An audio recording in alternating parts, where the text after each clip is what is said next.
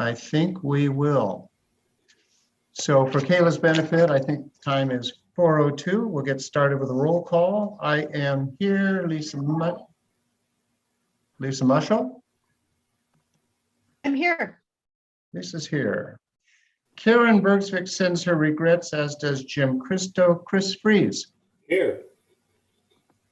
Cassie. Hi. Dave Johnson. I'm here. We are awaiting Sean McFadden, and Steve Pine sends regrets. Elizabeth Rhodes. Here. I am not seeing Kathy Roche yet. Morgan Schmidt, welcome Thank you. Present. to your first official meeting. Congratulations. Thank you. And welcome Councillor Perkins, Kevney Dugan, and Jen Rusk as our presenters. And we'll start out with a motion to approve the minutes unless someone needs to let us know of any corrections.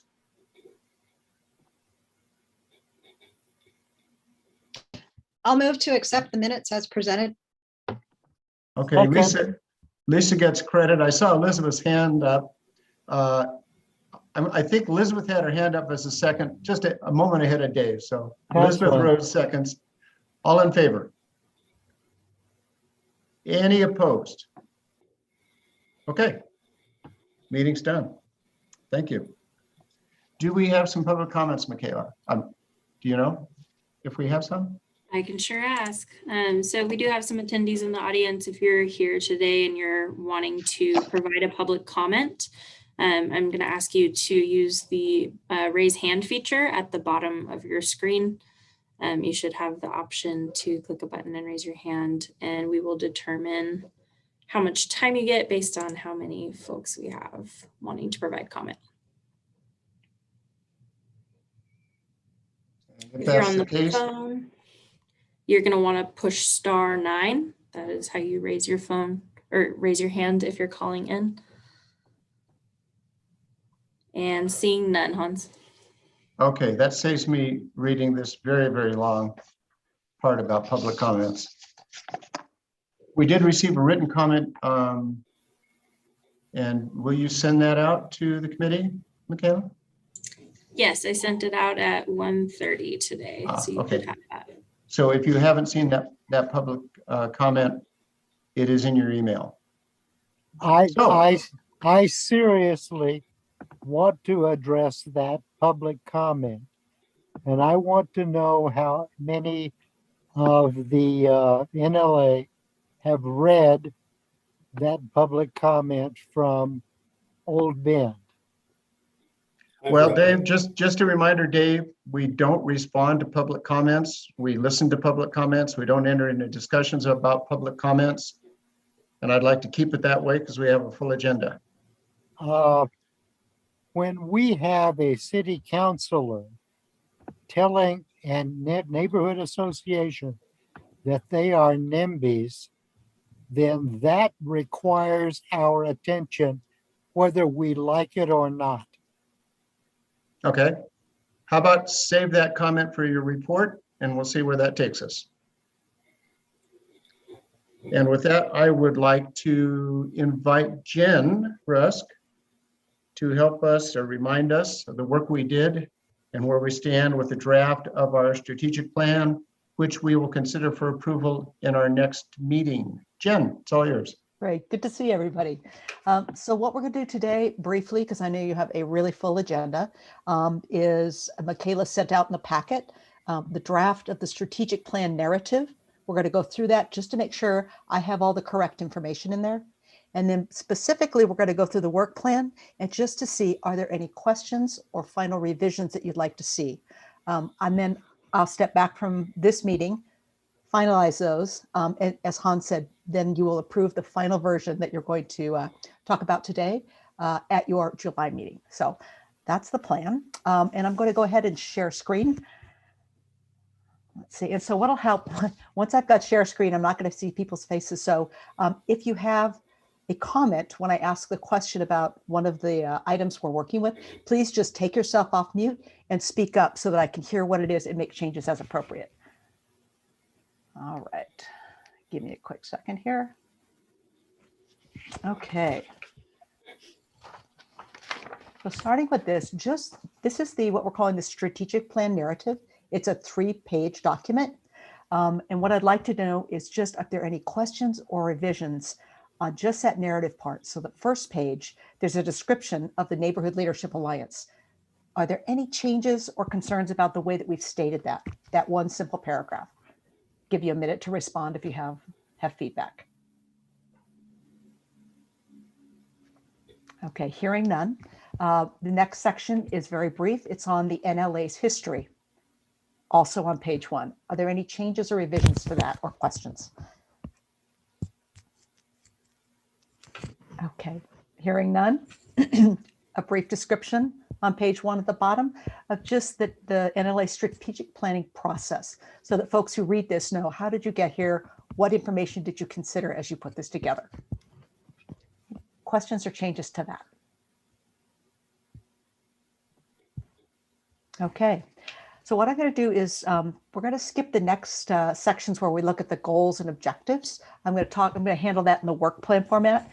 But if you move to that second page, the NLA vision, this was the vision that was originally developed by the NLA. We did not revise that, nor did I hear there needed to be a revision. So I'd just like to hear any concern or any questions about the vision as it is stated to the NLA. Okay, same with the mission. Any changes or concerns? All right, and the last page is important. Acknowledgements and thanks. Please let me know if there are any changes to someone's name or if I have any corrections to make there so that I make sure that you're acknowledged properly.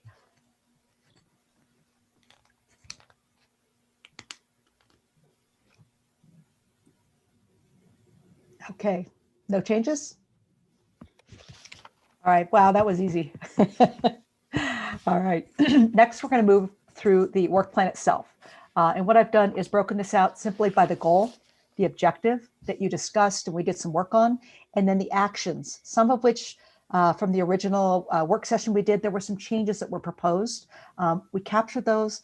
On some areas, Michaela needed to go and check to make sure some of the way we had worded things would be acceptable or some of the suggestions would work. So there may be questions about those things. Please bring those up if we go through these and you see those. So starting with the goal 1, this first objective, are there any changes to these 3 actions or the objective just for this? I just have a question. Yeah. This is Elizabeth. I was wondering on the 2 that say evaluate, if there's an actual method of evaluation. The 3rd one says using baseline metrics. I just had a question about if we already have a method of evaluation or if that's something that has to be developed. And I'm just asking sort of out of curiosity. Great question.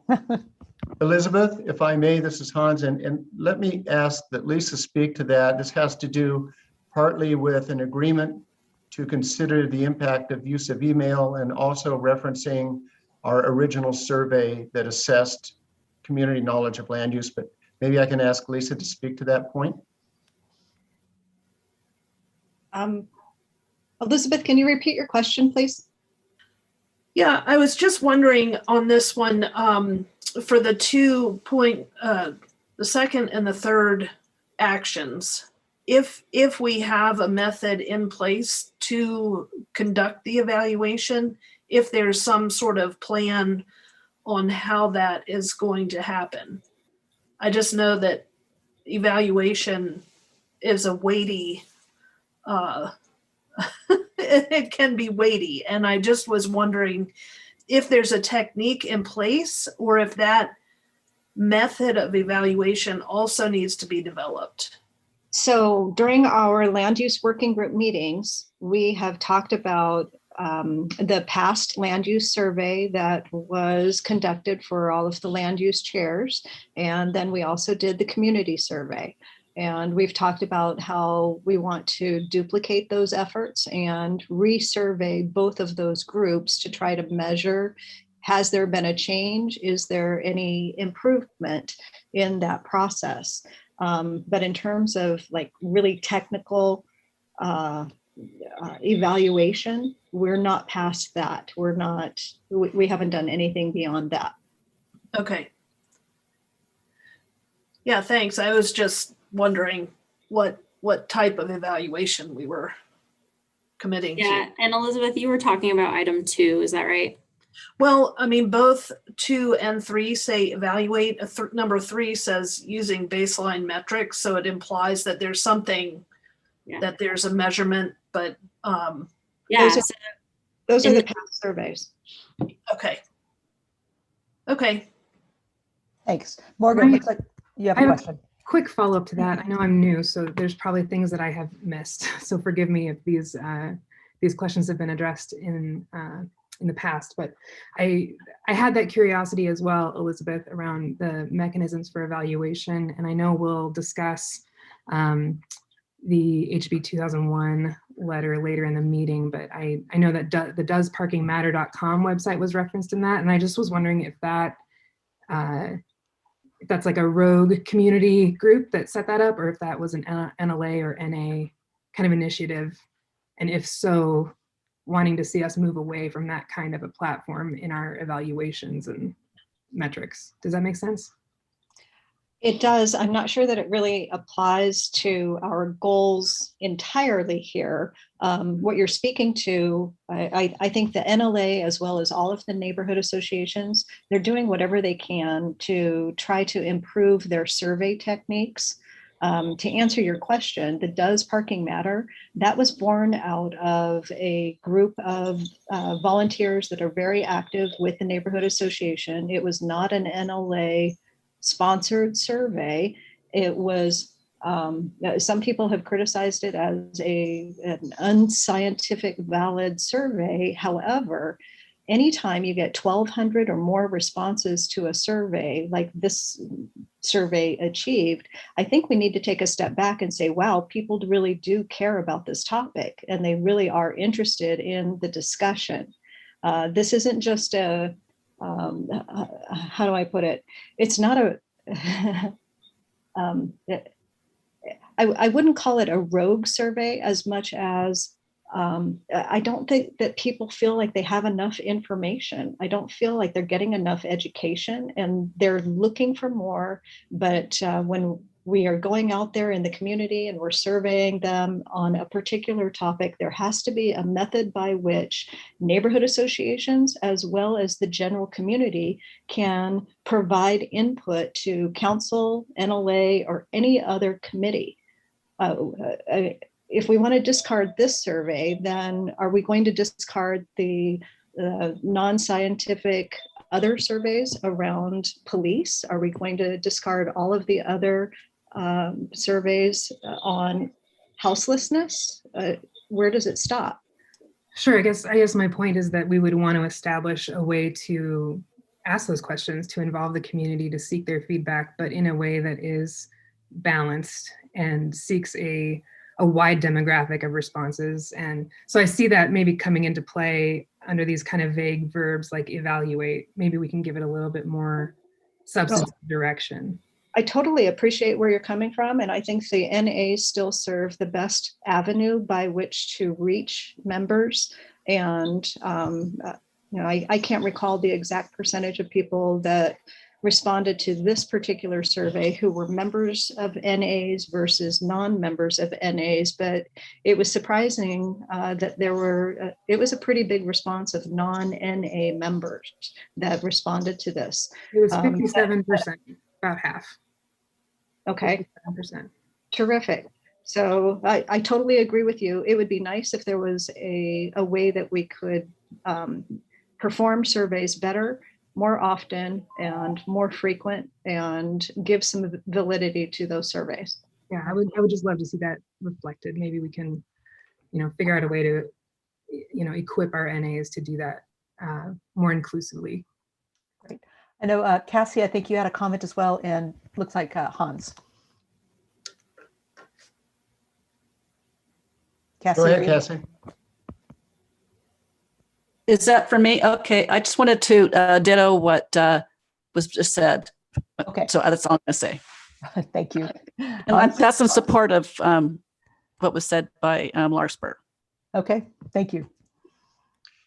And I would add that I think in the context of this evaluation, certainly a fundamental part of this is to use the same survey we started with, typically just the way the city does it.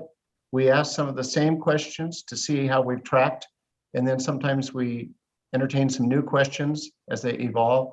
I think the city does that typically to see if they've progressed in things like the perceptions of public safety. But I think in turn, we'll get into the details of this as we create the work plan for this.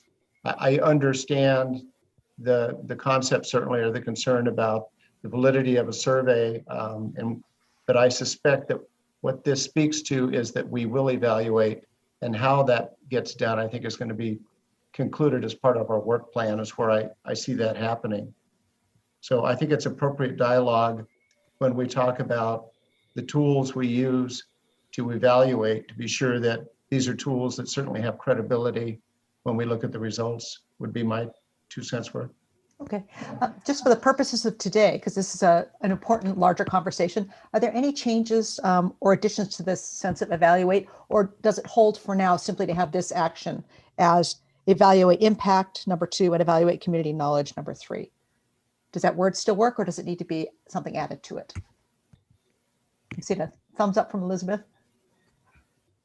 Okay, great. So more to come on this as you do your work plan, but let's go ahead and move to the next. So this is objective B under the same goal. These are the 5 actions that came out of your planning work session. Are there any questions or any final revisions suggested for this? And if you have something, go ahead and throw up your, raise your hand so we can, or take yourself off mute.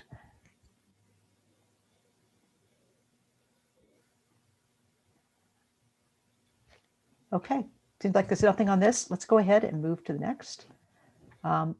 This is objective C under goal 1, 2 actions here. Any questions? Any proposed revisions?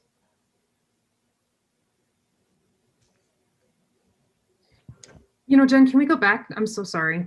No problem. I'd like to make sure I understand, and maybe Michaela can speak to this change in wording, but I know that. Wrong way. What's that? I went the wrong way. My apology. That's okay. I think we talked about in our planning session emphasizing enforcement when it comes to the illegal fireworks, and I was just wondering. It seems like it's been softened. Yeah. Michaela, it'd be great if you could speak to that. Yeah, sure. So that is something that the NLA probably would not have a role in. When we're talking about the illegal fireworks, our role as an advisory committee and a conduit between the neighborhood associations and the city of Bend is to share information and really push out the education piece. If there is something that related to enforcement that council discusses, then that's where we could weigh in. However, right now, as it's written, I haven't seen that enforcement is a part of that work or that goal that even council has. Okay, I didn't mean to suggest that we were in charge of enforcement. Yeah, sure. No, I know what you mean. And yeah, just taking that education route and being able to support the city's efforts in that as an advisory committee is why this is stated the way it is. Great, good question. Anything else for goal 1, objective B actions? All right, let's go to objective C. Anything for these 2 actions?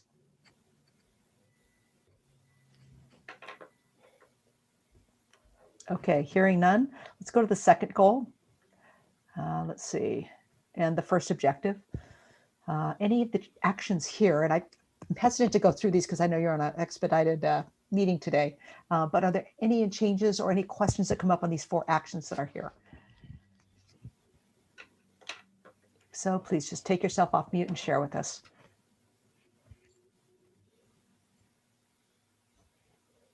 Okay, I will take silence as that's okay. The second objective, objective B, under goal number 2.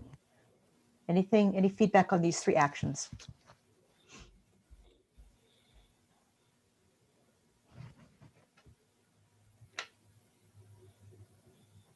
Okay, goal number 3, objective A, and the 2 associated actions. Any changes here?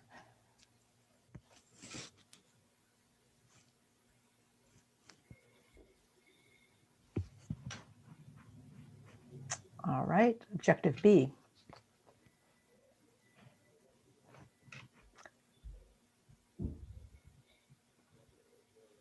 All right, and objective C, the last one. I think any changes to these actions or questions?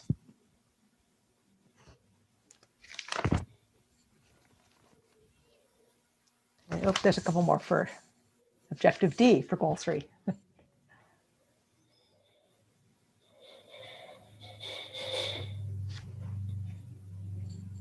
Okay, and final step then, if that's sort of, I'll go back here.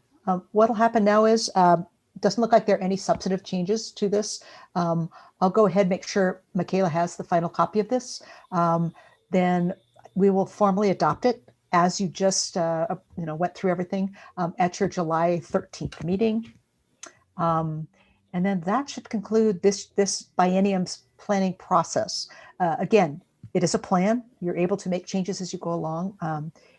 But you've got the work plan and now the 2-year biennium plan coinciding with council goals and the input you've received from neighborhood associations. So with that, unless there is anything else about this, I will stop sharing and pass it back over to Hans. Jen, thank you. I guess it's good that we're in such agreement. Speaks to our thought process before and the work you presented to us. I would say that one of the things that I was reminded when we saw succession planning, we spoke about that. And it just triggered for me, just a reminder that at least for me, Lisa can speak for herself, but I will not be a candidate for chair in January. So when we talk about succession planning, 6 months can go pretty darn fast. I think it would be appropriate for all of us, if we haven't been thinking about this, to be thinking about our interest in leadership, or I would say your interest in leadership. I've been the chair for 3 years. Lisa's been the vice chair, and certainly it's time to think about who will hold those positions come January. So I think as part of that succession planning, I would throw out an open invite that anyone that might be interested in a leadership position when we make those decisions at no later than January, I would invite you to join Michaela and Lisa and I on Thursdays, typically a standing meeting that we have each week where we discuss NLA business and NA business. So I'll leave it at that, but it was quite a reminder that we'll be looking at that in just a few months down the road. And Lisa, do you want to speak to that? I absolutely concur with Hans. It is not my intention to serve going forward. I'm interested in completing my term, and we'll see what happens here this fall. But I've got some other interests that are kind of pulling my attention. And I'd like to remind everybody, it hasn't just been 3 years, but Hans and I were part of, as was Dave, part of the original people to serve on the steering committee prior to the formation of the NLA. So we've been doing this for a little while.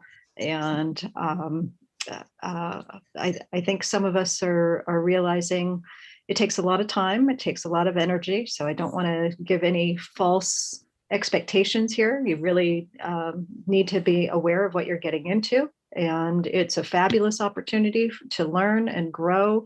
And I sure hope that somebody is ready to step up. May I contribute? Thanks, Okay. Dave. Since I I'm gonna was, add my on that list too. I was on the initial committee. Cassie, thank you. may I contribute? Sure, Dave.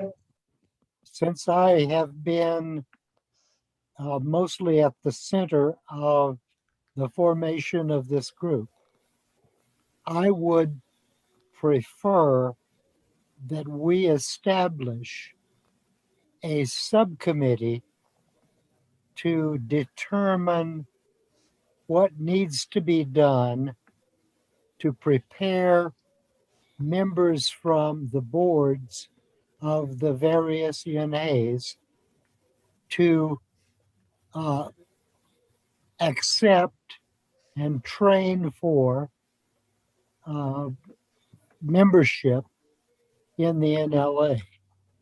And I don't know what kind of a group that should be, but it should be one that understands our past and looks to the future, which we have just now reviewed and essentially agreed to. But I would like to propose that we form a committee that is I hate to use the word steered, but essentially free from the prejudices and ideals that the original group put forward. And I don't know how to do that, but I would like for some discussion to be held around forming such a group, because I think it's necessary that we have a succession plan that includes how do we raise people from the boards to the NLA. Sounds like a good topic for a future work session and discussion as perhaps at your next meeting, or if you have time today. I think it will be. I think, Dave, I hear where you're coming from.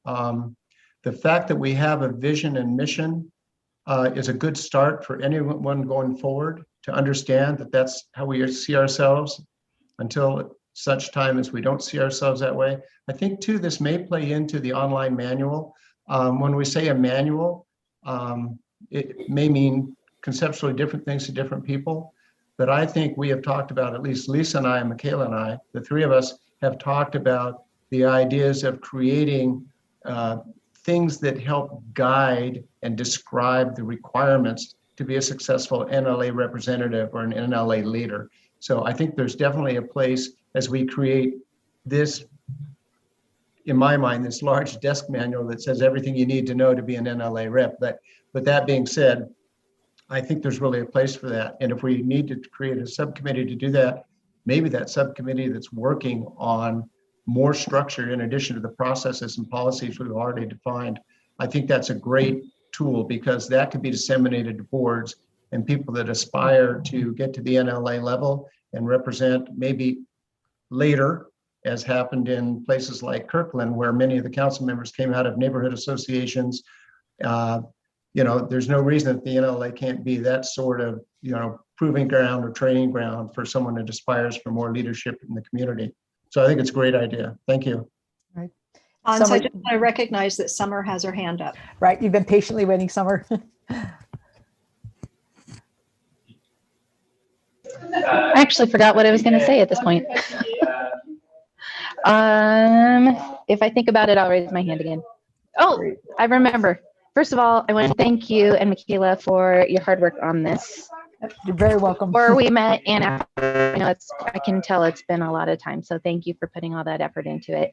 And I guess my thought was, if there aren't any substantive changes and we have a quorum, should we just vote to approve it now instead of waiting for the next meeting? Good proposal, Hans. I'm seeing a thumbs up from Lisa. I appreciate that. And because we had essentially such agreement on it because of the work you've done, Jen, why put off till tomorrow? So is there a motion to approve the strategic plan as presented by Jen Rusk?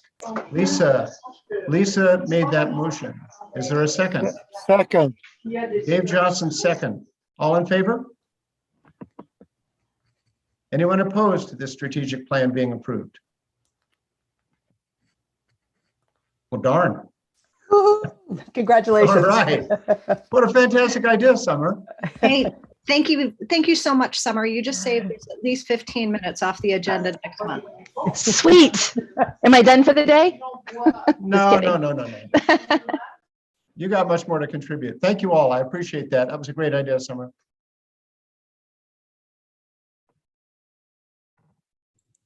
Oh, Hans, you are muted. I don't know if you intended for that to happen. I'm sorry. I was trying to be so courteous. You did hear me say thank you, Summer, correct? Okay, good. Okay. Strat plan wrapped up. Moving on. Kevin Dugan is here from Visit Bend. Wait, And Hans, I'm sorry. Before Jen leaves us, I just want to really say thank you very much to Jen Rusk. You did a fabulous job, and we so appreciate all of your work. You and Michaela really prepared us for the planning, and oh my gosh, you just made it a very quick and easy and painless process. So thank you. You're always a pleasure to work with. You're And very welcome.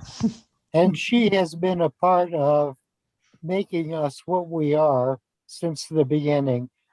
And I want to add my personal appreciation for everything that she has done for this group. Thank you. This is awesome. This rarely happens that I get thanked like this, so I really appreciate it. Yeah, it's been a pleasure. Appreciate the opportunity to come back and work with you, work alongside, and I feel so much gratitude for what you guys are doing for the entire community. So, yeah, thank you. Jen, I'm certain that we will see you again in the future. And I also respect that you probably have dinner plans or something like that. So no need for you to stay on for the rest of the meeting if you so choose. So thank you very much for being here today. All right. Thanks so much. Take care all. okay.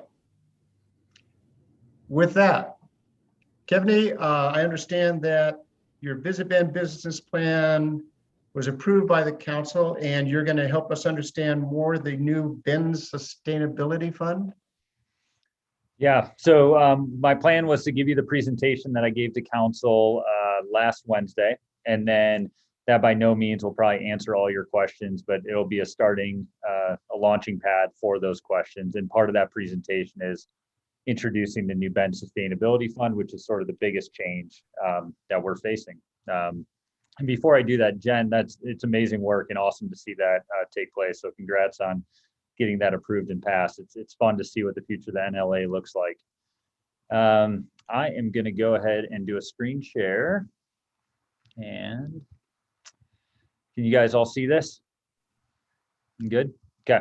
So this is, again, as I mentioned last week, and I did share with Michaela the full business plan. So she may have sent that along to you. And if she hasn't, I'm wide open to sending that later on. But again, my plan here is just to sort of, again, high level, who Visit Bend is, the Bend Sustainability Fund, and some of the key items, largely financial items around this year's business plan. And I think this is great. I think last year, Hans, correct me if I'm wrong, was the first time Visit Bend started this effort to make sure the NLA was aware of what Visit Bend's doing. And I want to make sure we keep doing this. So excited about this. And if we don't answer all the questions today, please know my door is always open for those questions down the road. At a high level, I always like just starting with sort of who Visit Bend is. This is a mission statement that we adopted, I believe, in 2017. I was in this job for about 2 years and recognized we need to think differently about what Visit Bend was for this community. Obviously, it's a slow process at times to create the change we want. One of the big projects we've been working on over the last couple of years is this Bend Sustainability Fund. So it's fun to be here sharing that ultimate project coming to completion. Jumping into the Bend Sustainability Fund, this has been a long effort. So this really started, I'm going to say last fall, with a conversation around adopting new or making a code amendment at the city level. I'll show you a timeline here in a bit for how the program will play out, but the timeline to get to this point was recognizing that city code, up until literally a few weeks ago, really restricted Visit Bend's effort to only being able to do tourism promotion and marketing. At the state level and at the state law, they also include a definition called tourism-related facilities. And that was missing from Bend City Code for a plethora of reasons. One of the main ones was back in 2003, when that law was adopted and City Code adopted as well, the River House had built a convention center And there was a lot of lobbying by that group at the time to ask city council at the time to exclude the term tourism related facilities so that groups wouldn't invest in projects that would be a direct competitor to that convention center. So there's a lot of history, but long story short, we adopted tourism related facilities into city code with city council's partnership just recently. And that paved the way for Visit Bend to invest in facilities. Now, there's still some definitions around that, such as real or improved property of 10 years of useful life or more, as well as substantial use by visitors. So this doesn't get to fix sidewalks or roads or some of those traditional issues, but it does allow us to invest in facilities that are being heavily used by visitors, which we also know there's an intersection with our visiting population and our local population. So that's really it. Taking care of the places that take care of us is really the fundamental element of the Bend Sustainability Fund, and reinvesting transient room tax dollars into those projects. A couple things I want to note here is there's no reallocation of dollars. The city is still retaining roughly 70% of dollars. Visit Bend is still getting roughly 30% of dollars per its contract. And then we're just taking that 30% and adding this scope of work to that. So there's no shifting of money or anything different in terms of financials. It's just Visit Bend adding this layer of work and this project to what it does. One other thing I'll note here is we really intend to work with local organizations like Oregon Adaptive Sports or the Bend Paddle Trail Alliance or Commute Options. A lot of those local organizations who already have agreements or programs in place with land managers such as the Forest Service or City of Bend. And then those organizations would come forward and propose shovel-ready projects that we could then fund and get off the ground. This gives you a quick look at who's making up the advisory council from the community. We wanted to put this in place to really make sure there's a community perspective in terms of how these projects will review. And in a second, I'll go through the timeline of how that will all play out.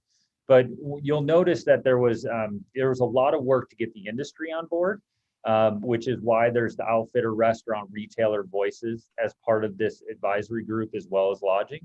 And then we wanted to make sure that was balanced against some of the more conservation-oriented voices, and then as well as some diversity through people like Mallory Duncan, who's a local backcountry skier and outdoor professional, or Clara So, who is a local climber and social justice advocate. So we wanted to make sure we had a good diversity of people representing the group, making some decisions around what projects to prioritize. And then we also added the liaisons, which were really the land managers. The big issue here was, as projects came through this program, we wanted to make sure the executability was real.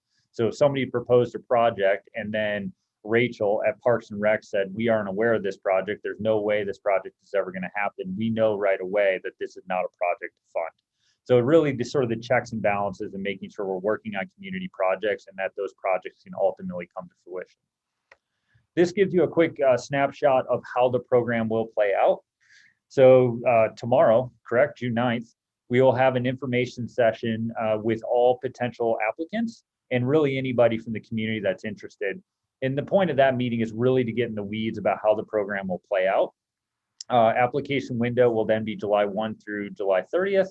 And then you can see the process of getting to the end. The first step will be obviously Visit Bend working with groups like Orla, Oregon Restaurant Lodging Association, to make sure that these projects fit the definition of tourism-related facilities. Once that we've sort of cleared that hurdle, the advisory council will take a review of those projects and make that sure that the community is interested in these projects, that they're executable, and sort of weigh in on that. Eventually, we'll create a community ballot that will be sent out to the entire community, including groups like the NLA, where those people can voice their opinion, vote on what projects they think are most important. We'll then bring all that information back, and then eventually the Visit Bend Board of Directors will vote to approve those recommendations at our September board meeting, and then dollars will go out the door in October.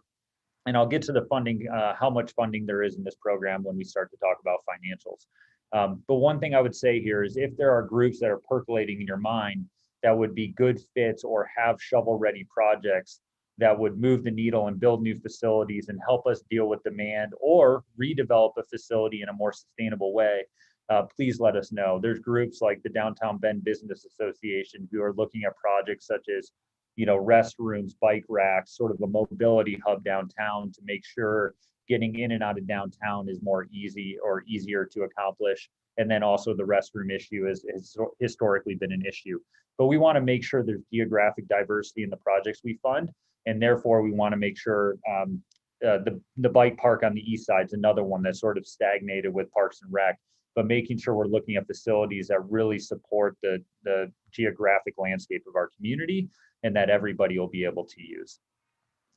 I might pause there. Are there any specific questions about the Bend Sustainability Fund before I jump into financials?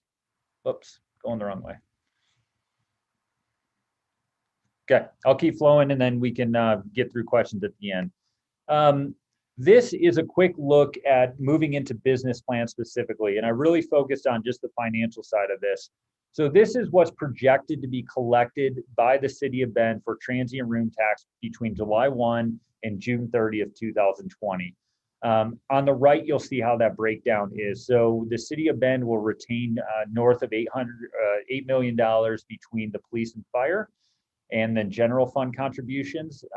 Just to jog your memory, both the police and fire and the arts and culture portion, which is in the Visit Bend squares or triangles, were both due to a 1.4% increase back in 2014 to transient room tax collections. But it's still great to see that general fund piece to be able to tackle things like road infrastructure or police and fire needs. And ultimately, that's really one of the reasons a group like Visit Bend exists, is to generate those funds for a group like the City of Bend to then reinvest in needs it has. You'll also see here that the Sustainability Fund contribution is earmarked as well. This is a little deeper dive into our budget. So you can see FY21 versus FY22. Obviously, FY21, we had no idea what was going to happen, and we greatly underestimated what was actually going to happen. So that was a proposed budget. And then you can see under the city funding prior years, there was actually a significant amount of transient room tax collected in FY21, but per our contract with the city, it couldn't be paid out in that fiscal year. So we're carrying north of $1 million into this next fiscal year, which is still part of that 31%, which brings the total closer to that 4.9 million number. Drawing your attention down to the expense line items, you can see how the Bend Sustainability Fund plays out in this budget. We are planning to seed this year's July program with just north of $500,000.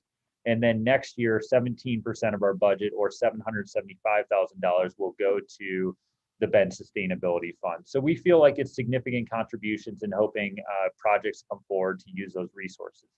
Also, the Bend Cultural Tourism Fund will continue to operate. And we just wrapped up that program this year, and it put out $320,000 with groups like Bend Film, the Tower Theater, et cetera, receiving a majority of that funding. And then next year, we'll have a good pool of resources as well.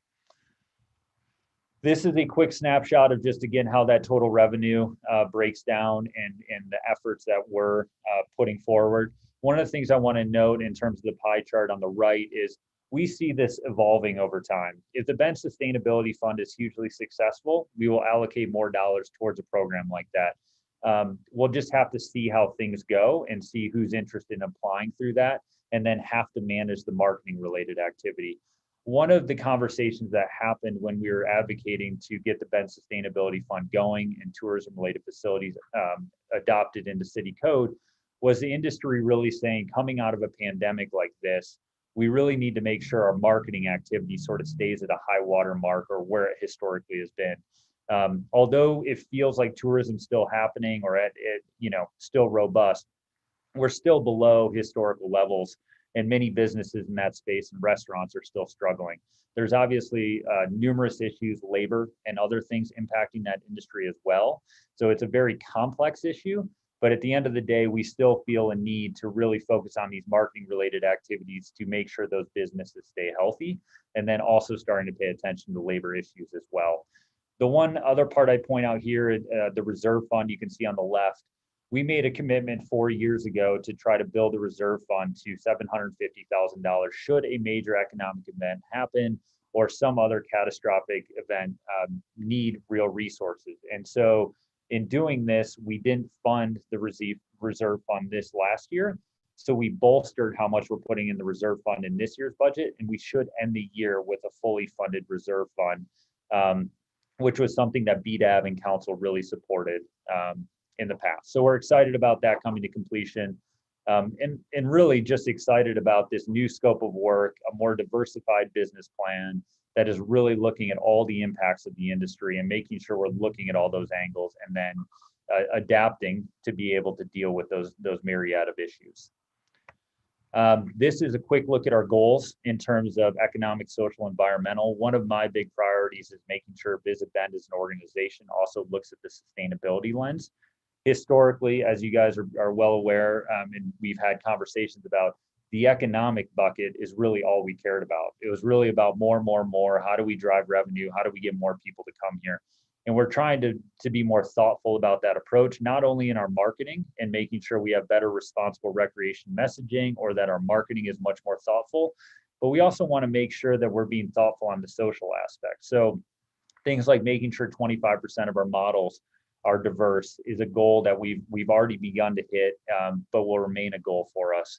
Or making sure that we are hiring and retaining local contractors and reinvesting in this community. Just really making sure we're understanding every impact of what Visit Bend does and trying to be responsive of that.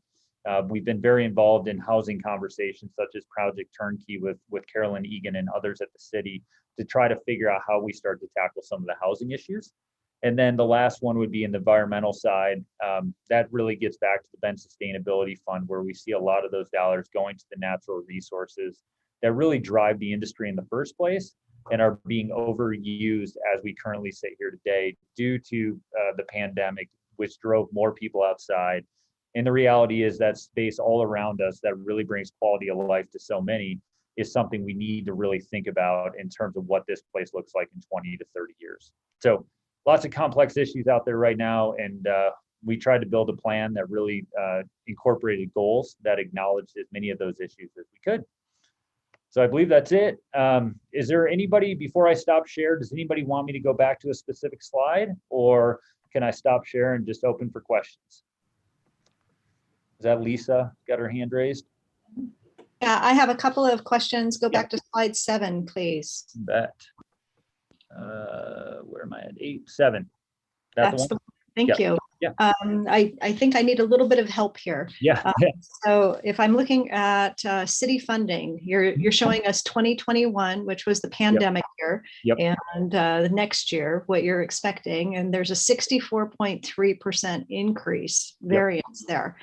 And then I look at the next line and I see there's a deficit from 2021. Again, that's related to the pandemic, right? So let me just correct. Let me tackle the second one there first. So what had happened was, a few years ago, there was an accounting error at the city side, and they double paid Visit Bend. So over the last 24 months, the city of Bend was retaining, it was $8,000 a month over 24 months to retain those dollars. This $26,000 is just reflective of what we owed the city back for those prior years. The city funding prior years, that is in FY22, the 1 million, is because Visit Bend's contract only allows us to exceed what is approved by council by 10%. So the reality is that city funding in FY21 should have been closer to $3 million, but going into the pandemic, we had no idea how it would play out. So the city only approved 2.1 million, or I think it was right at 2 million in city funding. And then we had the 10% variance, which got us to the 2.2 million, which then kicked additional revenue into this new fiscal year. Okay. Does that answer it?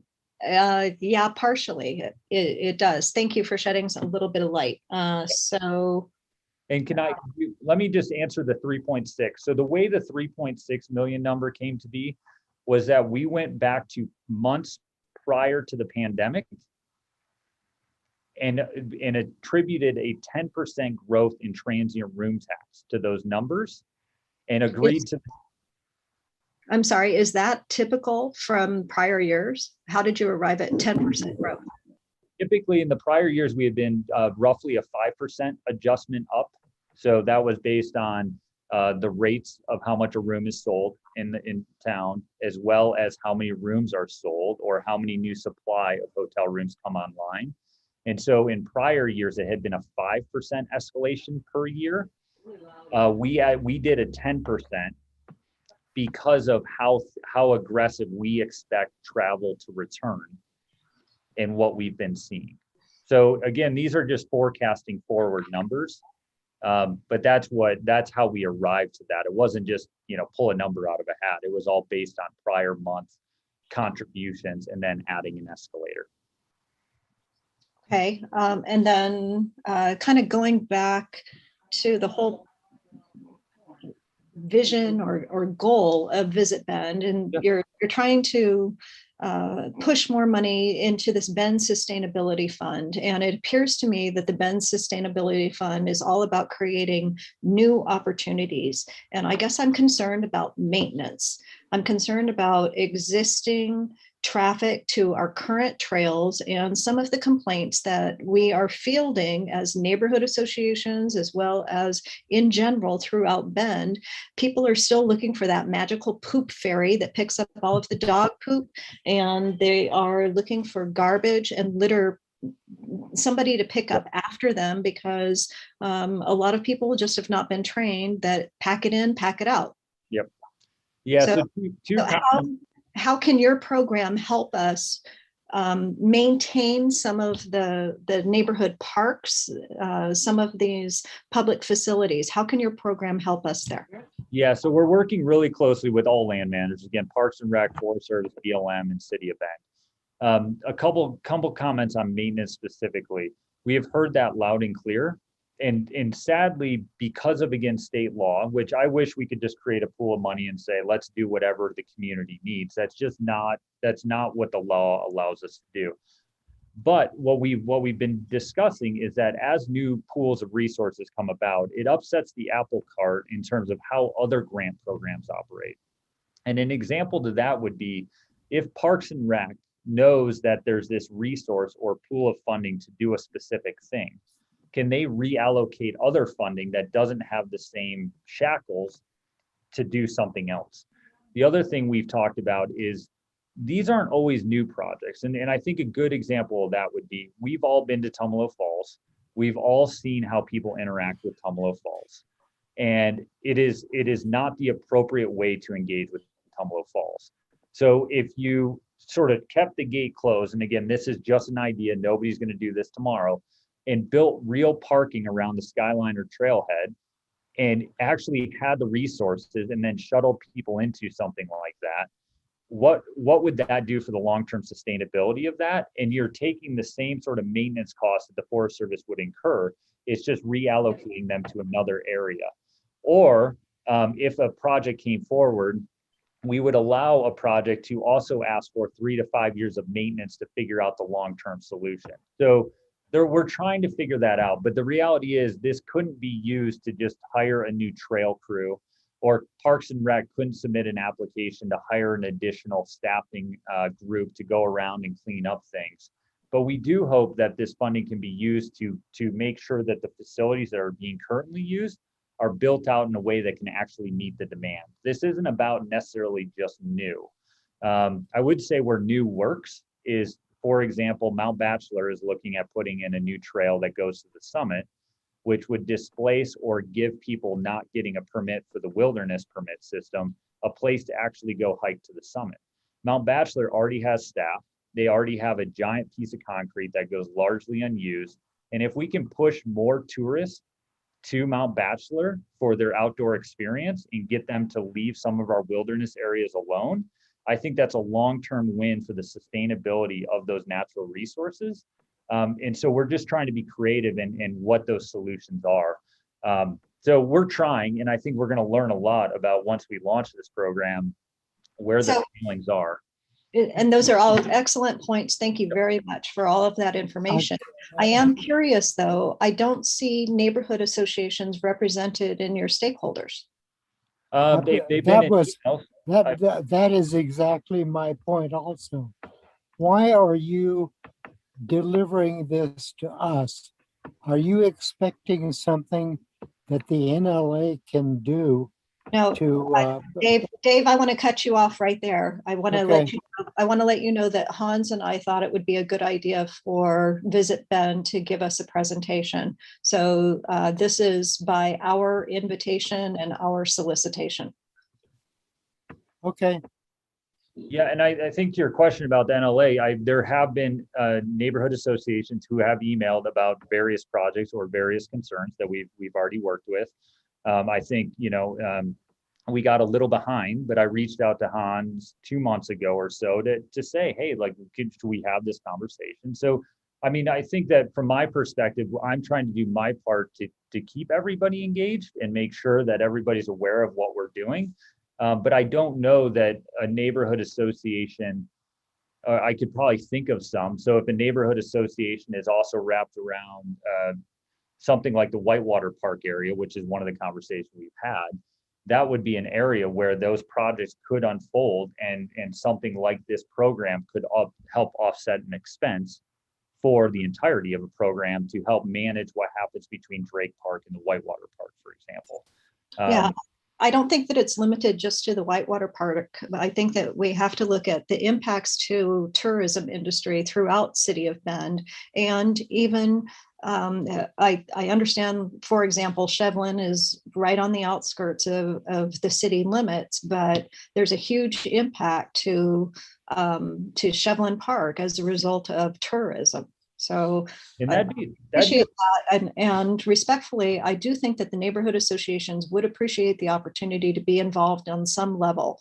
And whether that is to participate as a stakeholder or participate in certain projects, there certainly is the Bend Beautification Project.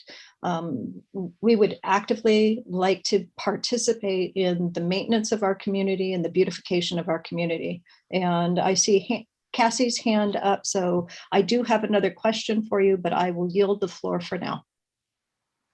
Oh, thank you. I just wanted to add that some time ago, I worked on a task force for vacation rentals, and we were told that working with Visit Bend on good neighbor policy and working with VRBOs might be a good addition, something to add to your list.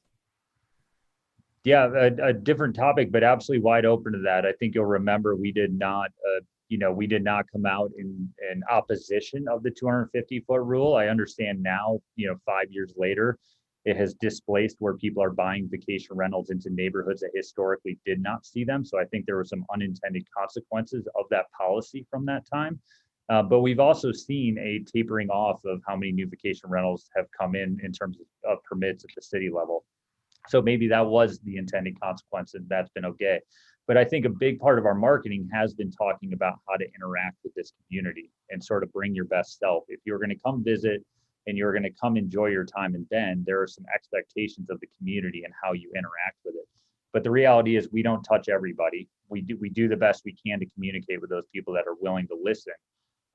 But absolutely, if there is a desire or if there's a narrative that the NLA would like us to share or be creative in thinking about, we are wide open to that narrative in learning more about it. Thank you. Thank you. And Cassie, I don't mean to interrupt. Do you have more? I'm done. So you brought up an excellent point, and one that I'm very curious about. When we look at revenue, are we able to break out the revenue that's generated by short-term rentals as opposed to hotels and motels? Is there Yep. more detail that we can drill down to? Yeah, so we Visit Bend, and I can share this with Hans or whatever the appropriate line, but visit, and you can actually go on visitbend.com and look up all our board meeting minutes. So they're all there from every public board meeting, and it breaks out by hotel, it breaks out by vacation rental, it breaks out by Airbnb payment, it breaks out by trailer park or RV. So all of it is there. It has been really interesting, especially through the pandemic, to see the rate in which vacation rentals make up the total piece of the pie. So for the month of March, as an example, there was roughly $950,000 collected by the city of Bend. Over $300,000 of that came from Airbnb alone. So about a third of that total came from Airbnb. You'll see the same thing when you look at the county. The county is 200% up in some months of transient room tax. The biggest reason is Sun River alone has 2,200 vacation rentals. The city of Bend has 850. So they have 3 times more vacation rentals than the city of Bend has in the town of Sun River alone. And their transient room tax has been driven through the roof because people are escaping the pandemic to places like Sun River for week-long multi-generational getaways. But that's the reason that transient room tax in the city of Bend has stagnated, where at the county level, it has gone gangbusters. That's an amazing statistic. Thank you very much for pointing that out. I think you may be aware that many of our neighborhood associations are really struggling with short-term rentals, and we're struggling with the impact to those neighborhoods, whether it is party houses or whether it is parking issues or various other ways that people are disrespecting the area of around that short-term rental. So this is becoming a larger issue for many neighborhood associations. There certainly is safety involved. There certainly is just peace of mind. There's a lot of energy that's going into evaluating short-term rentals, and we think the city, many people think the city has gone too far in allowing so many short-term rentals. So thank you for those statistics. That was really eye-opening. Yeah, I do have one more question, and that one question is around parking and around available parking in downtown and throughout the neighborhoods. Does Visit Bend have any kind of position or any kind of statistics or feedback on how parking matters in the city of Bend? Does it matter? Yeah, and I think, well, a couple of thoughts. I mean, parking downtown, somebody works downtown, the amount of space in the parking garage and on the streets immediate to downtown is expansive right now. You just have to be a block from actual bond or wall. But the parking garage, since they instituted pay parking, is, there is plenty of spots in that parking garage on a daily basis. I think where we come in, and I'll point to the most recent situation, is now that people are floating the river, they are not accustomed to the parking regulations that happen in the neighborhood adjacent to Drake Park. And recently, there was a significant amount of citations given out on the first warm weekend. That was communicated to us by Anna Rand at the communications of the city. And then we immediately, as well as Julie at Bend Parks and Rec, implemented that into the Float the River blog, which has stopped becoming a Go Float the River blog and has become a, if you are going to go float the river blog, you need to know how to do it right. So some of that talked about educating on proper carpooling techniques. It talked about if you are going to carpool, do not leave a car down at Drake Park. You will be citations will come. So we're doing everything we can to communicate when an issue arises. How do we communicate the interests of the city or Parks and Rec on how to rectify it? But I think that one caught people off guard because that was a new change this year, and we hope we can stem it quickly. I know Jacob also just produced a video that I believe about how to properly park when you're floating the river. Things like the park and ride shuttle being offline, which I believe is coming back this summer, should help that to some extent. But again, that's a great example where a resource was built, and I don't think any of us had any idea how many people would use it. We recently did some polling around that, and it's roughly 68% are locals and 32% are visitors.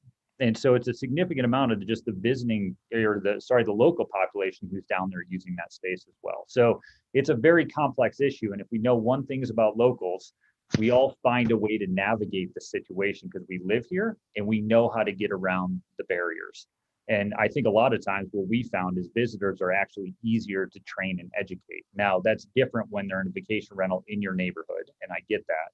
But I think we're trying to do our best to make sure the interactions those visitors have with our community are positive for all of us. But we're probably never going to satisfy everyone. Kevin, I'm going to acknowledge Councilor Perkins. She's patiently had her hand up for a while now. Yeah, what was it? You're on mute. You're on mute, Councilor.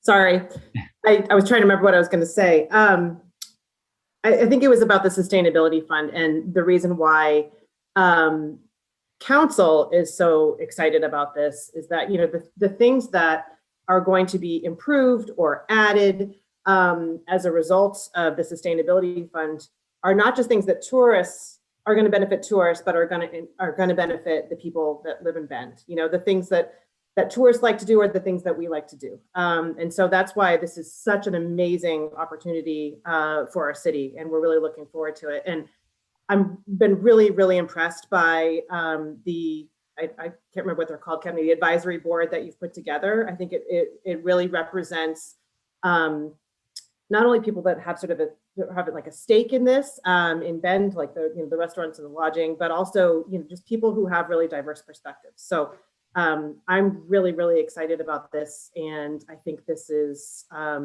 something that's just really good for Bend. So thank you, Kevin. Thank you, councilors. Chris Freeze, I saw your hand up.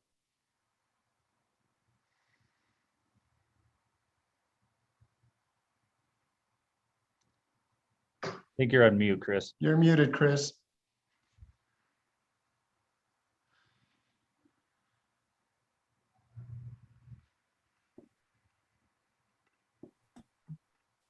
Chris, you're muted. There I There we am. are. There we are. So there's a lot of parking, and we are in a parking district, and that's what your tourists are up against. A parking district that was created to make the residents happy. And for the first point, the signage is really poor. You know, if it was just better signage, you know, put your $5 in the box and park here for 4 hours or something, it would work. And I think the neighborhood would be happy. You know, the tourists get confused with big events for the residents, and the big events for the residents cause more of the parking problem than tourists that we experience in the neighborhood. And the second question just happens, you know, it's sort of a vague, but what is it that you're most trying to sustain? That is a bad question, but I think that at the end of the day, there's a belief that this community came together. Obviously, there's much longer history, timber community, and that's really what got this community going. And then, you know, well before my time here, it sort of redesigned itself as a quality of life place where recreation and you could work and play and teach and do these things. And I think that's still what this community, from all the conversations I have, is one of the driving factors of why people relocate here or raise their families here or choose to call this place home, is they can get out and hunt and fish or access wild places and find fresh air and space. And whether we like it or not, the Forest Service is a great example, is completely underfunded, and they're being completely overrun by people accessing our wilderness and our wild spaces. And so from a sustainability standpoint, trying to find a way to keep that quality of life there, I think that we can all attest that rising housing prices and lack of labor is putting a strain on true sustainability. But one of the areas we feel like we can actually move the needle is helping to maintain and keep those quality of life elements high and keep this place desirable. And I think that that's something we can actually invest in and try to tackle. Some of the issues around labor are so far outside of anything we can actually move the needle on because they're so business centric, whether a business is willing to pay a living wage or not, or how unemployment benefits impact things. I mean, it's just very dynamic. So that's where I feel like I don't want to sit here and say that we're tackling all elements of sustainability. I want to sit here and say we're trying to move in that direction, and we feel like if we can start looking after the natural resources, that's an element of the quality of life and sustainability, long-term sustainability of this community that's a worthy cause and something we can actually play a role in based on state law and all these other guardrails we have to operate within. Thank you. Kevin, thank you. You're welcome. Thank you. And again, open book over here. Call, email. Let's have coffee. Let's talk it through. Okay, appreciate it very much. Thanks Yep. for the time. Yep. Next up, we have working group updates, and we're going to kick that off with Lisa speaking to the land use working group. Thank you very much, Hans. Michaela, you'll probably want to join me because it looks like we've got a little activity, a little attempt to move things forward. Do we want to first queue up the video, or are we ready? Sure. Yeah, just as a quick intro, there was 5 documents that were linked in your agendas. All of those are new resources coming out of the land use working group as part of our land use education plan. So here is the video, just in case you didn't get a chance to watch it, and also because it's kind of fun to watch. Let me know if you can't hear the audio. Sometimes that happens. Whether you've lived in Bend for 5 years or 50, Oregon's unique land use can be difficult to understand. Let's break it down. First of all, what is land use? It's how we decide where to put different kinds of housing to live in. The Oregon Land Use Planning Program was created in 1973 when the Legislative Assembly passed the Oregon Land Use Act, Senate Bill 100, in response to Oregon's rapid population growth. Under this program, all cities and counties throughout Oregon have adopted comprehensive plans that meet 19 statewide planning goals that deal with land use, development, housing, transportation, and conservation of natural resources. Of these 19 goals, the first goal serves as the foundation of Oregon land use. Goal 1 calls for community members to be involved in all phases of land use planning. Developing the City of Bend's comprehensive plan requires extensive public input. The vision outlined in Bend's comprehensive plan guides land use applications within city limits. Some individual land use applications also require a public process. There are several ways for Bendites to get involved in the planning of Bend's land use. Be informed. Neighborhood associations play a role in informing community members of projects happening within their boundaries. Contact your neighborhood association to stay informed and learn about opportunities to participate in land use applications. Attend a community meeting. Developing Bend's comprehensive plan and other planning documents involves community input. Attend a community meeting to learn more, provide input, and help shape Bend's future. Some private development project applications might require a neighborhood meeting or public hearing. You may see these advertised as neighborhood public meetings, open houses, or information sessions. This is where you can learn about the details of a project and offer your input directly to the project teams. Participate in the public hearing process. A public hearing process is a common way through which the community can provide recorded public input on a proposal. Public hearings are conducted with the Planning Commission and then City Council. The Planning Commission serves as the city's committee to involve the community in land use planning.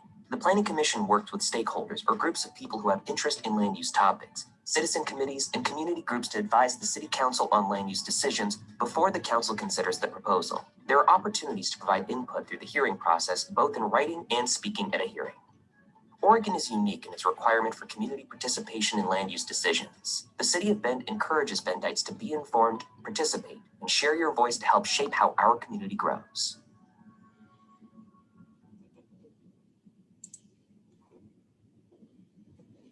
All right, that was exciting, wasn't it? I think that's a big improvement over the prior 101 video, and I think it's going to be useful. I really like how this video points out goal number 1, citizens need to be involved in all aspects. I think that's really critical. It delivers a powerful message to the community that they can't just wait until the project's being built next door, that they need to get involved earlier, sooner, such as around the comprehensive plan or anytime there are proposed changes to the Bend Development Code. So, I like it. I really like it. Awesome. Thanks, Dave. What I would want to know, we can approve all of these documents at once, but I just want to make sure if any of you had comments, concerns, questions on any of the documents that came through, now is your chance to speak up. And if not, then we can look for a motion. I move that we accept the new Land Use 101 video. Dave, I think we're looking for a blanket approval on all of the documents. So moved. Are you including the HB 2001 draft letter in that? No, we're not. That's not part of this. So. I saw a second from Elizabeth. Thank you, Elizabeth. So that being said, all in favor of approving these 5 documents for release? Thank you. Any opposed? I don't have videos on everybody. I'm okay. I'm hearing no opposition. So Thank that you is very the, much. Thank you very much, everybody. I just want to acknowledge the Land Use Working Group. All of the members have been working extraordinarily hard on all of these documents, and we are nearing the completion of the review of the documents. And I believe we're going to have website updates sometime maybe this week or early next week. And so we'll start rolling this out to the community here soon. But it's been a lot of hard work. We are much better prepared as land use chairs and land use knowledgeable experts than we've ever been before as a group. Michaela, is there anything else on the working group item that you wanted to accomplish? No, just to let you all know, the land use web page that's going to be on the city's website is going to be queued up by the end of the month. To at least have an intro to what the program is about, have that video posted, and then be the resource that we can direct people to as we continue to add these new resources. Right. What is going to be available to the NAs to put on their websites? So after these meetings, when the NLA formally adopts these resources, I typically include them in my emails out to the leaders. So every NA should have access to these documents and they can use them as they need to. So Dave, part of the vision is that these documents are going to live on the city website where they concern the community focused documents. And you might remember that we have 3 different focus areas. We had developers, land use chairs, and the community. So the land use chairs still have access to their documents out on bendnaforums.org. And there are some great resources for the land use chairs on that website. And that is run by the independently by the 13 neighborhood associations. And then the developers information is already on the city website. The city has done a decent job of sending it out to developers, posting it, reminding people that it's there. I am seeing land use chairs use those documents and reference the links to those documents very often with neighborhood meetings. And we'll just continue going in that direction. And then what Michaela is bringing up is the new community focused page.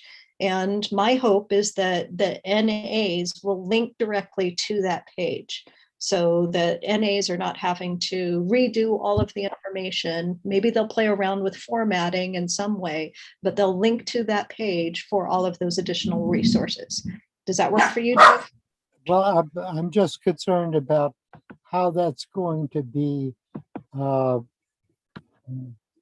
related to our land use chair.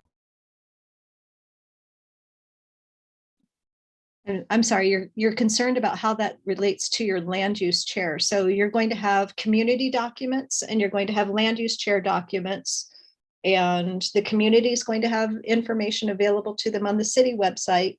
Land use chair has their own documents available to them on the Ben NA forum site. Okay, that satisfies me. Okay, Cassie, I see your hand up. Thanks. Just a quick, I'm sure that's the answer that I think, Lisa, but I'm assuming that staff and Bill has approved all of this as well. we've already voted it in, but Ayla, is that true? Yeah, there will be a final review before it's posted to make sure all links are working and all information is accurate and legal approved. But other than that, the content is good. Thank you.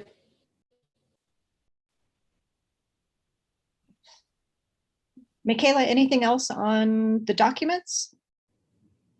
No. Nothing? Okay, we'll be back to you next month with the latest and greatest from the Land Use Working Group. Shall we move into the HB 2001 topic? Is that next? Let's do that. And I want to preface this with a couple of things, a couple of comments. There were two aspects of this letter that Lisa and Michaela and I continued to review. Two parts that we were struggling with. One part is the language describing the stakeholder group. We felt that the descriptions there might allow someone to perceive that we are implying conflict of interest or some other aspects that really have no bearing and no place.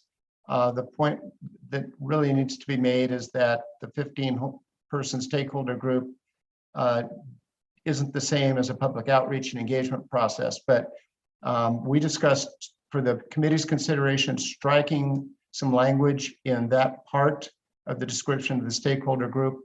And the other part that is open for discussion, and I think Morgan, you raised this as an issue earlier, the mention of the survey was included, understanding that actually the city only does, I think, one statistically valid survey about every 2 years, but more importantly, this survey that was referenced was not an NLA origin survey, but at the same time, it was included because the dramatic numbers of responses were so great compared to any survey we have done any other time. So I think there's two parts to this. One part is, do we include this survey? Does it help emphasize how the public feels about this? Or do we not exclude do we exclude the survey? And again, it does not allow, I think, council and planning to see the tremendous response, particularly to parking. So I'm gonna put that up for discussion. And but please tell everybody what the survey was. you want to describe it, Lisa, for the benefit of all? Sure, I'll take a stab at that. So the Does Parking Matter survey was created out of a result of some of the discussions around the code changes for HB 2001. And if we look at, HB 2001 is pretty far reaching. This is a really big deal. If people haven't been paying attention to it, boy, it's really going to impact your neighborhoods and impact our community pretty significantly. So one of the impacts that the 5 neighborhood association representatives who attended the HB 2001 stakeholder groups felt was an issue was around the idea of parking. And then I think you all probably remember that the idea of eliminating parking minimums was raised by one of our council members, council member Keebler, and that kind of set a little bit of unrest, if you will, in some of our community groups and some of our neighborhoods. Because if we eliminate parking entirely, what does that mean for our businesses as well as the residents of those neighborhoods? So the neighborhood association group members created this survey, and they just asked some general questions, and then they pushed it out on social media, and we had a pretty incredible response. It wasn't necessarily, I do think that some neighborhood associations push this out individually by the neighborhood association, but I think overwhelmingly the response came through social media. And it asks questions, what should happen? Should we eliminate parking entirely? And does that actually drive affordable housing? Does the idea that we eliminate the need for a garage or carport or space for parking, does that actually create affordable housing? And unfortunately, we still don't have enough data there. We don't have enough actual evidence to point to that being the case. Okay, I want to pick up a couple of other points here. So we do need to decide, include the survey or not. We could consider some language to qualify the comments about the survey. Another aspect of this is that we hadn't discussed before. We have, as a committee, we voted to send a letter to council and planning, and this is the letter we have to consider. I think after thinking about this some more, it wouldn't be inappropriate in this letter to include some specific asks, if you will, examples of the sorts of things that we are concerned about, things like, and when I say we, the NLA stakeholder group, that's why we have liaisons to the Planning Commission. The things like lot sizes, setback, parking, height. I think there are 5 topics. I think it would be appropriate to have the stakeholder representatives, Lisa and Dave, include that in this letter. Those are matters of record from before, the 5 topics that we are concerned about collectively. And then I think too, Lisa touched on affordability. I think a reasonable ask would be to ask council to direct staff to work on something that helps us understand how the implementation of 2001 results in council's affordability goals. I think that's the public needs to see to understand if they're going to have input through an outreach and engagement process. I think the public needs to see how this implementation, perhaps with these current considered model codes, might create and achieve those affordability goals. I think the public probably would respond well to that sort of explanation. That being said, I kind of need to start with this survey. I'd like to get this out of the way. By a show of hands, I'd like to know who thinks we should dismiss this survey or who thinks it is relevant. Wait. Before we do that, the survey was put out. Let me back up. The whole process for dealing with HB 2001 was done with a very small 15-member stakeholder group. 10 of the 15 stakeholders were builders, architects, designers. 5 were citizens. 2 of them were NLA members. Every time that anything came up for a vote, the 10 overwhelmingly voted against the 5. That is my particular concern as a member of the stakeholders group. That was not representative of the city. Our recommendation from the minority of the stakeholders group was that the city just put the brake pedal down and ask for input from the city. Right now, the city is not asking for more money from the state to address HB 2001. We already have a recommendation before the council and before the planning commission that says, that goes beyond the requirements of HB 2001, especially with the parking. And that is my major problem with going forward with the stakeholders group recommendations. And I'm now willing to take any questions about that. Dave, I hear you, but before I ask Councillor Perkins to respond to that, because I saw her hand up, I do want to make it clear, we are not here to question the stakeholder group. The message of this letter is to merely say we would like planning and council to perform public outreach, get more public involvement. That's the message of this letter. It's not to castigate or criticize the stakeholder group. That's not what this letter is about, but I will turn it over to Councilor Perkins.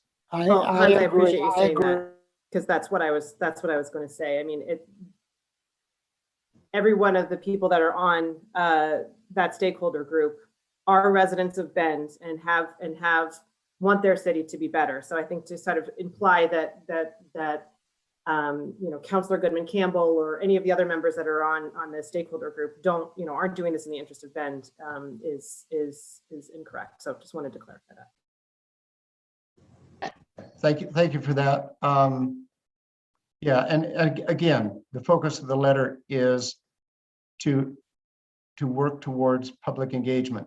It's not about the stakeholder group per se, and that's why we suggested striking the language that made the stakeholder group seem more of a focus. That's not the focus of this letter. Lisa, I see your hand up. Yeah, so I just want to take us back. We had already approved the formation of this letter at our last NLA meeting on May 14th. And we said we wanted to put forth the NLA position letter, and we wanted to ask for additional public engagement. I just want to remind everyone, as we have become more knowledgeable through this process, what we are recognizing is that the process here in Bend, it basically was fast tracked, and we didn't engage the public beyond anything at this point other than the stakeholder group. We can look forward to public hearings through the Planning Commission and public hearings at the City Council. And I think that all of us here have been around enough that we know it's a little intimidating, first of all, to speak during those sessions. It's also very, very challenging to speak during those sessions because you have to deliver your message in about 1.5 to 2 minutes. So you really can't get your point across. And so your third option is to submit written testimony through emails and or maybe you actually call counselors directly and Planning Commission people directly in order to convey your opinion. But that part of the public process, if that's the direction that we go, that's a real challenging process for the average citizen. If we take a look back at what other communities are doing, I'm staring at a page that shows me the Eugene Community Engagement Meetings, and I promise you folks, there are over 30 meetings. There are well over 30 meetings that they have held on this very topic, and they have yet to move code through their process. Okay, I just want to bring that up. We are about to present code on June 14th. And we are so much further along in presenting code without there having been public engagement. And that was the goal of this letter. Slow down and let's get more public involvement. Let's do more public education. Let's get some open houses going. Let's educate the neighborhood associations. And the reason we wanted to do that is because of our original charter as the NLA. We want to improve trust between the neighborhoods and the city. How in the world are we doing that if we are pushing code through without open houses, without community engagement, without a summary of 117 page document that actually tells people what is happening, what is changing? Lisa, I see Morgan's hand up and then Cassie. I'm all kinds of fired up about this, so I apologize in advance for that. But whether or not the stakeholders are mentioned in this letter feels pretty irrelevant to me. The survey being mentioned, I really don't want to nitpick about that here, but I do think we need to address that in future working groups in terms of how we encourage our NAs to collect information. 1,200 people is a huge response, but it's a biased response, and the questions were poorly written. And even looking around on the website of Does Parking Matter, the way things are colored or phrased are just already attempting to get a certain response from the public in terms of the way that information is presented. My bigger problem is, sure, maybe we dream of the process looking different. Maybe we want more public engagement. We have that in our strategic plan, and as part of our goals under goal 3 to help the city improve this process. But I'm not willing to pump the brakes, so to speak, on such an important issue when we have a housing crisis. And I don't think this group properly represents the people that are facing that housing crisis. And I think it's our moral responsibility and our imperative to factor in the stories of our neighbors who can't afford anywhere to rent, anywhere to live in this community because there is not enough supply of housing. And I know we're enamored with the way that the city of Eugene has handled this process. So I want to point out that even parts of this letter that say, these changes do nothing to provide affordable housing, we don't believe there is a reason to fast track this process, go against even what the city of Eugene has put out to their residents in terms of saying, this helps people find a place to live. This is going to impact our neighborhoods in a positive way. I think it's irresponsible of us to fast track or to ask the city planning commission to slow down in the midst of a true crisis. If you make $15 working in Bend full-time, 40 hours a week, and then you spend 30% of your income for the year on rentals, you can find, you're supposed to only spend $780 a month. If any of you can go on Craigslist right now and find me any apartment of any size for $780 a month, we can certainly tell the commission to slow down. Then you can look at working a full-time job and a half-time job. That only gets you to $1,200 a month. If you can find me any apartment of any size that's actually available in this town for $1,200 a month, and that's for one person, maybe that's a working parent, it's not doable. And I think as the NLA, if our goal is to truly help everyone who lives in Bend to thrive here, we can totally have the conversation about this process, but I don't want this issue to be the turf that we argue this process over. It's too important. Frankly, there's aspects of HB 2001 that public comment is irrelevant to because it is state law. This is happening, the ways in which it's going to happen. I know that we have some say over, but we can't afford to stall this process. I would never sign my name to this letter. Thank you, Morgan. Cassie? Okay, I just want to add that I'm representative of our board and our association, so these comments aren't necessarily my position, but what I represent. And I will say that there's two events. There's what the NA land use chairs have requested of the neighborhood associations to present and promote. That was partnered with other groups in Bend without our neighborhood association approval. So we have concern about how our neighbors being used. That's number one, and that's separate from the letter. As far as the letter goes, I see the survey as something separate because that was a separate group that worked on that survey and it doesn't represent this group. I believe that there's some good information there, so it might be how we phrase it as opposed to saying that we support it.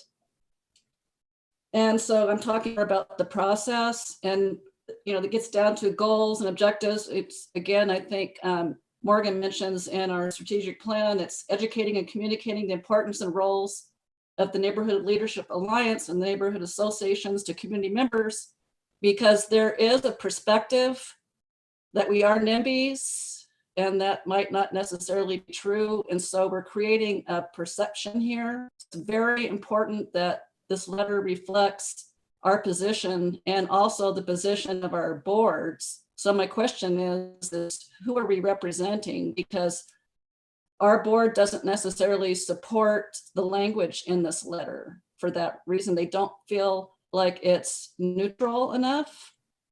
And I think but we do agree with the importance of educating and informing our membership. And there's no question that we all need to do, a better job of getting that information out to our residents. And that's probably where I'll just leave it for now. I did get a lot of feedback from my board, and I presented that to Hans and to Michaela for documentation, but I'll keep it at that. Okay, I saw Summer and then I had my hand up and I see that legal has some input. So let me speak to, let Ian speak to us because he might be helping us with some of the things we're struggling with. Oh, thanks, Hans. You are overselling this dramatically, but some perspective might be useful for the group as it continues to discuss this. And, House Bill 2001, as you all know, was passed in 2019, but some recent historical context regarding the city's efforts, I think, might be useful. And, if you go back 6 or 7 years, I think 2014, I think, was when the city passed or at least started working on its cottage housing code. And that was just about a year before my time. But that to me is kind of the beginning of the modern City of Bend effort to increase and diversify our housing options. And I say that because there's a lot of attention on, especially recently, on House Bill 2001 and what this council is doing or thinking about either 2001 or parking, important topics. But I think it's important to realize that several immediate prior councils, if that makes sense, have been strongly aligned with what this current council is doing, if not unanimously so, on increasing housing supply and diversity of housing in the city of Bend.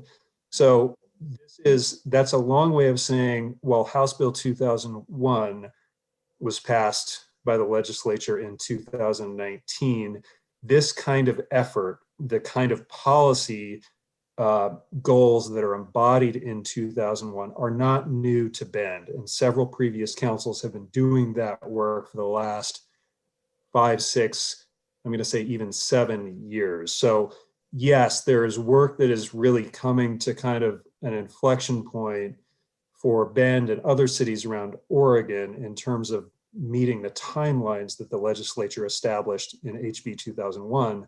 But these efforts are really, a fairly consistent progression and culmination of what several previous city councils have been doing and working on, and consistently directing staff to work on in, I think, a consistent way.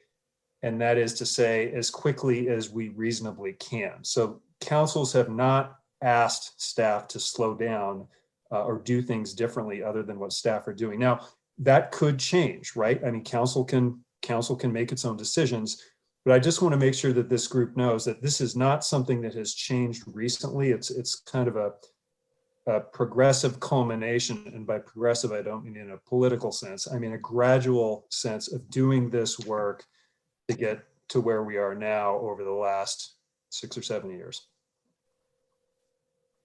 I don't understand what you're saying. Yeah, I'm sorry. Well, that's probably my fault. But I guess another way to say it is, I know people are, maybe some people fairly recently, sort of processing what kind of changes House Bill 2001 may bring to Bend and Bend neighborhoods. But the city of Bend, at council direction for 6 or 7 years, has been working on making those changes even before 2001 was passed. So this policy effort that will result in increased density and more housing options is not a new thing. So I think that's my point, Dave. Yeah, but parking is new. That's the wild card that what's coming before the council is brand new. I'm sorry, Dave, with all due respect, Ian, I appreciate what you're saying, and I appreciate that this is not a new topic. Affordable housing is something that all of us are wanting. All of us are pushing for it. But what we want is responsible, managed growth. And we want to make sure that the housing is going to be there for people, because what we're doing right now isn't working. We just had a significant increase in the median price of homes here just in the last couple of months. It went up by, was it more than 100,000, I believe? Come on now. So where is this housing actually going to go, and where is the affordability going to come from? I know that this has been a council topic, and with all due respect, having grown up, I graduated high school in South Lake Tahoe. If you want to point to any particular community in the United States that has struggled with affordable housing and finding a place for the average worker. And when I was a senior in high school, I was holding 3 jobs in order to afford my $750 a month rent in South Lake Tahoe back in 1986. So this is not a new topic, but if we are not mindful of this growth, if we are not very mindful of the code changes, we're not creating a solution here. Hang on a second, Chris. Summer's had her hand up for a while, and I actually had a couple of things that I was waiting to say myself. Summer? I just wanted to communicate to you that to the group that the Orchard District had a board meeting yesterday, and we discussed this topic. We are in complete alignment with what Morgan from Larkspur District had to say about it. We will not be participating or signing the letter as it's drafted now. And I also appreciate Cassie from River West's comments as well. So I wanted to say that. Also, I wanted to let you know that City Club is putting on a forum about this topic. I'm not sure if you guys have heard that. Hopefully you have. And if you haven't, hop on and check it out, because it clearly includes folks that are on both sides of the issue. And I'm really stoked to hear what they have to say and what kind of progress we can make, and hopefully bringing people together to move this forward.